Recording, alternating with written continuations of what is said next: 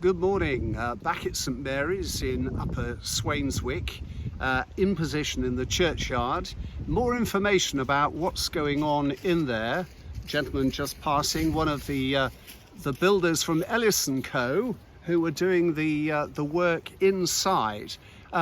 We have an archaeologist called Keith who's a bit sensitive about me actually taking any photos of the ledgers that they have uncovered until he's finished his work. So respecting his wishes, you've just got me to tell you about what's happening without being able to show you.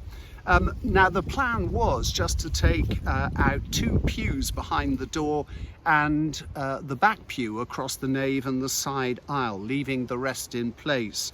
However, the builders have found two large and rather special 17th or 18th century ledger stones marking graves under the back pew, along with 4 or 5 others on the aisle side of the pews.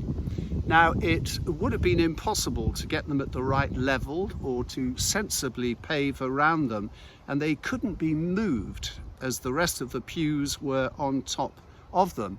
So in consultation with the architect and the PCC, that's the Parochial Church Council, it's been agreed that the only solution has been to take out the rest of the central block of pews. Now that was always part of the long-term plan, but has come about more quickly than expected.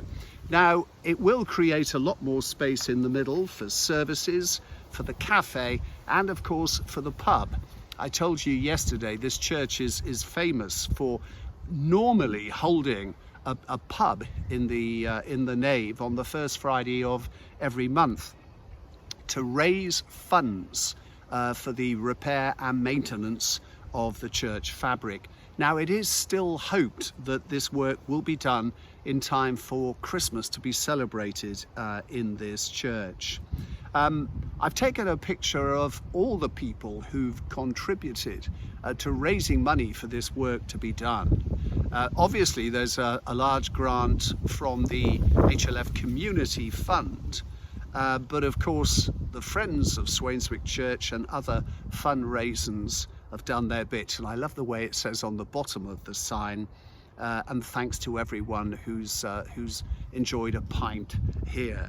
It's a great way of raising money in these days of falling congregations and historic buildings that have to be maintained. Well, they don't have to. You could argue that all this could be redeveloped and they could plonk a couple of luxury homes here, but this is part of our heritage, not just a religious building, but a building full of the ghosts of this community going back centuries.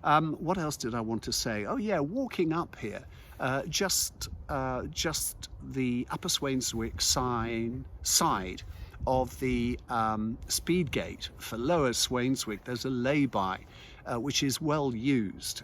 There are no toilet facilities there, but there's enough bramble and bushes to serve the purpose, and it is a well-known refreshment spot.